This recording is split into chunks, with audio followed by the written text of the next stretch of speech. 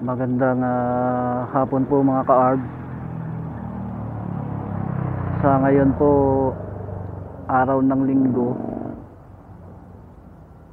November 24 na ba ngayon? November 24, 2024. At nandito po tayo ngayon sa may tapat ng Maasin Central Elementary School dito sa bayan ng Maasin. At may pupuntahan po tayo ngayon. Dito lang naman to sa labas lang ng poblasyon, doon sa may likod yun ng ng Maasin Catholic Cemetery. May titingnan lang po tayo doon kasi naisip ko parang mayroong magandang spot doon. Sisilipin natin kung maganda nga ba. Dati nakapunta na ako doon pero matagal na yun. At pasukin yun malapit lang din naman. Tara po mga ka-ARB, samahan nyo ako at magmo-moto trip tayo punta doon. Pero dito tayo dadaan sa may Confessor Subdivision, paikot doon sa may Delgado Street. Dadaan tayo sa may tapat ng munisipyo. Kung hindi sana sarado to rito, dito tayo dadaan sa may dyan sa likod ng gym, paikot doon sa may simbahan.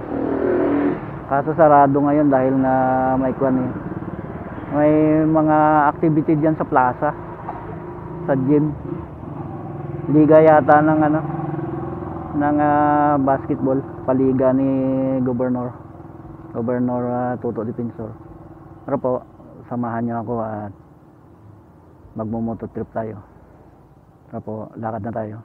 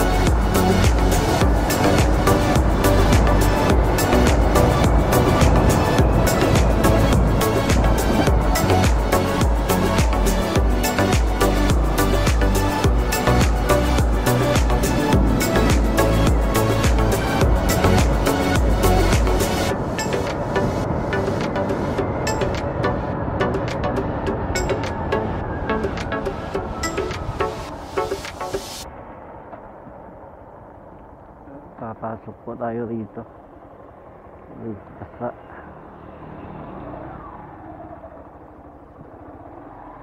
Sapa po kasi ito dito eh. Na ginawa na lang kalsada.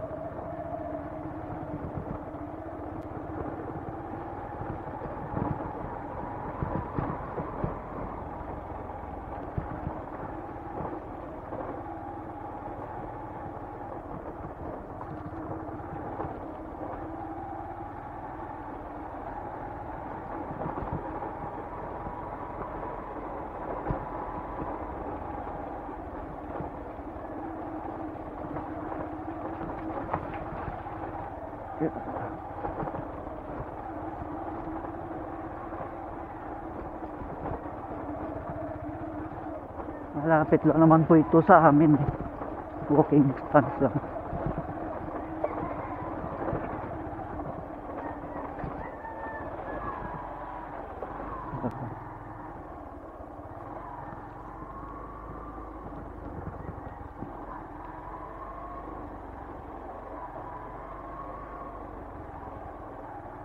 Diretso muna tayo dun sa may puro.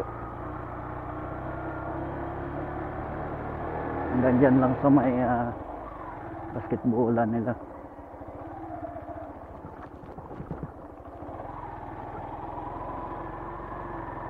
Sira na pala yung daan dito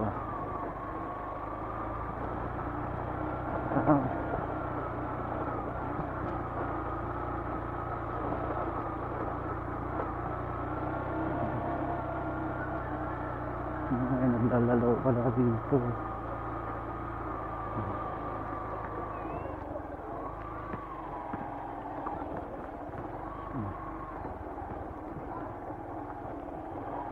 Marami rin po kabahayan dito. Sityo ito ng Bagakay West eh.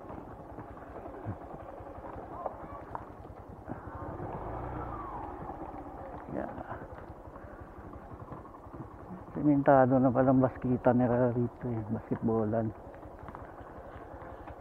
Ay, mga naglalaro pa. Tapos lakad na tayo. Tuloy na tayo doon.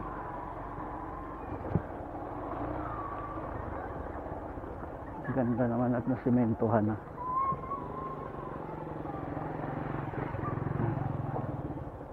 Grabe yung palusong.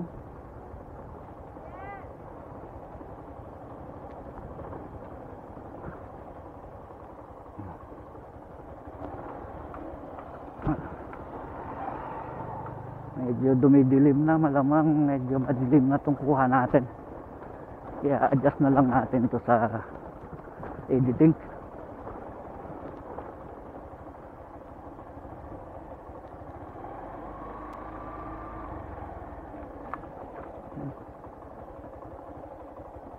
Mini rice terraces mga ka-arbs. Yan. Kakatanim pa lang ng palay. May isang buwan na kaya ito na itanim na isaboy. May ilang pilapil din. Kakaliwa tayo dyan.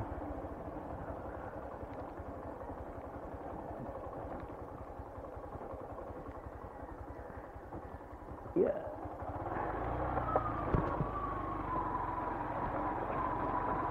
Yeah.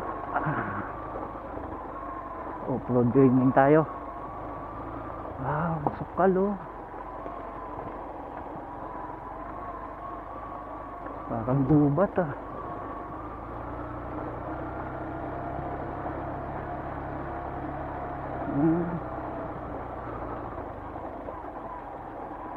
Ito yung sementeryo ng Maasin Baptist. Ito.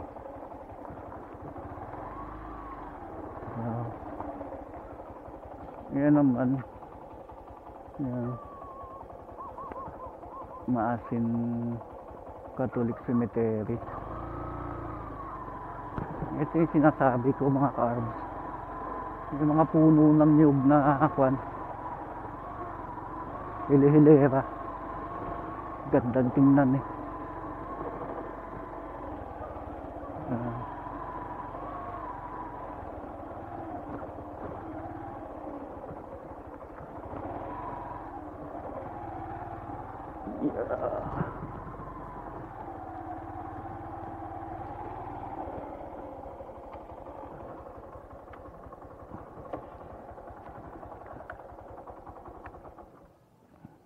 Dito na lang tayo magpa-park.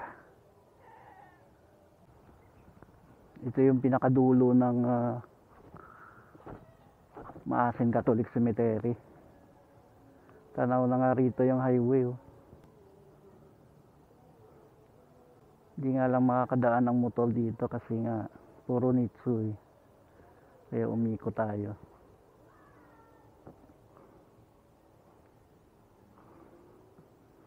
Gandang tingnan ng hili-hilirang ko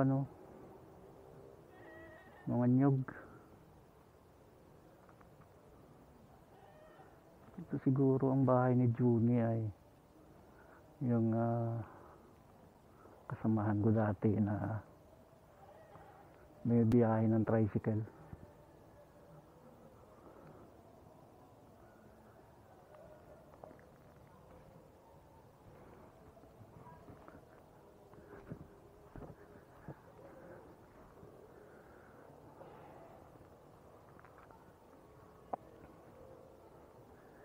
Tanaw na rito yung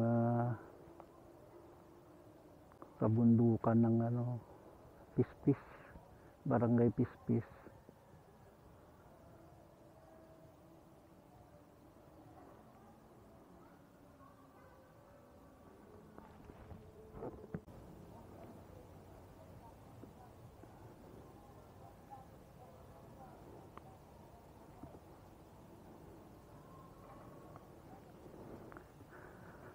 Magandang hapon po mga ka-arbs.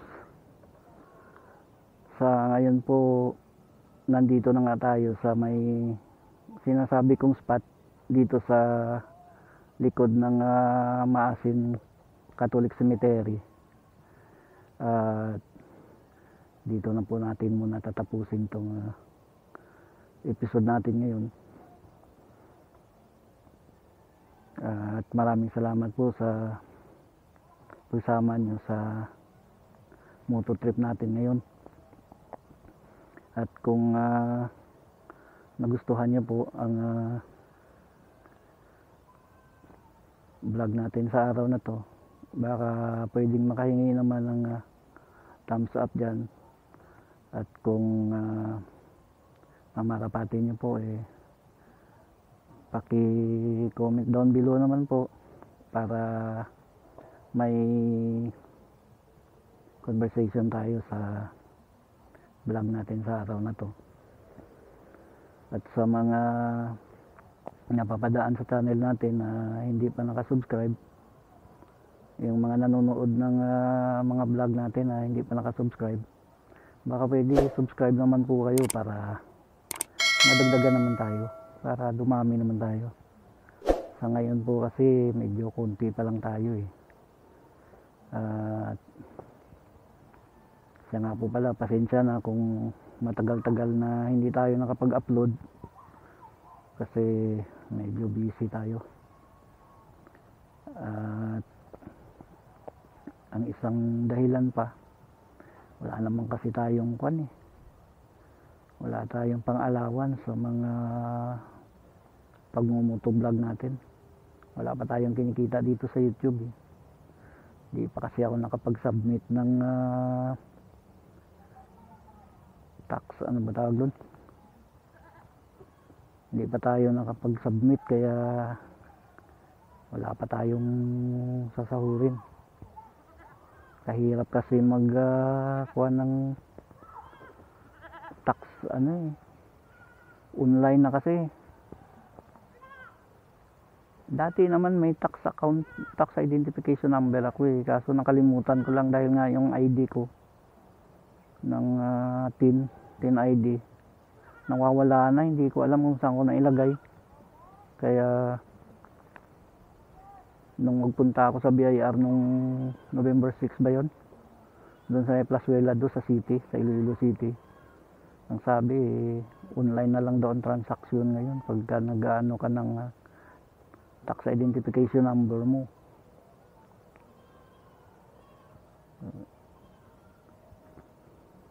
Medyo nahihirapan ako kung magkuhan wala pa kasi ang anak ko, magpapaturo sana ako doon pagka nakauwi na, kaso hindi pa siya nakakauwi. Andun siya sa may bayan ng Mayagaw, doon kasi siya nag-aaral at nagdo-dorm siya doon. Hindi na siya nakakauwi-uwi. Wala naman akong mapagtanungan kung paano nga ang proseso nun. Paano po, hanggang dito na lang at maraming salamat sa pagsama nyo. At bago tayo mag-end, magpapasalamat po pala muna ako sa mga suporta nyo sa channel natin na kahit paano